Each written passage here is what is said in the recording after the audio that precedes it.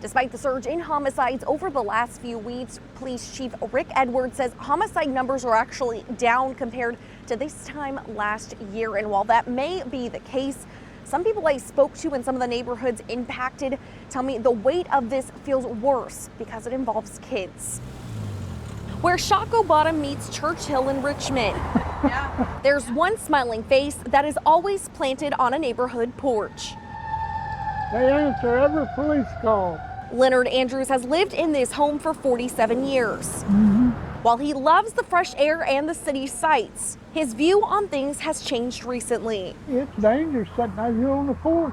They liable if somebody come by, and I've seen shootouts right in the middle of the intersection.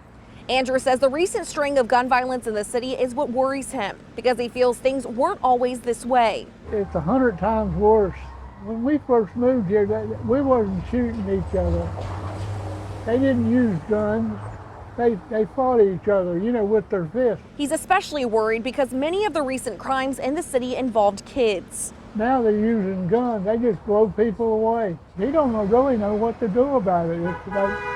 They got to get them guns away from them because, I mean, they'll just keep on shooting. Thursday afternoon, Richmond Police Chief Rick Edwards addressed how crime has impacted the city during the first quarter of the year. It comes on the heels of 9 people who were shot and killed since Easter. There's no sugarcoating it.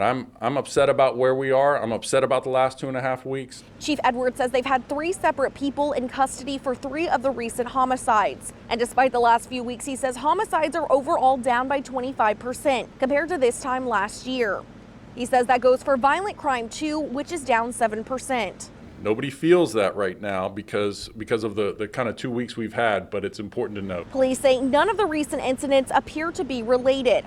However, Chief Edwards says some incidents did involve the illegal purchase of guns. The majority of our shootings and our homicides are interpersonal disputes that escalate to gun violence, including yesterday's. So yesterday's murder was completely preventable, and we are making progress on all of those cases. Andrews is holding out hope that the surge in crime the last few weeks will subside. I keep the doors locked all the time. You can't take any chances. Because he wants to be able to feel safe and stay in the home he's lived in for decades. I don't know what the answer is. I don't think anybody has the answer.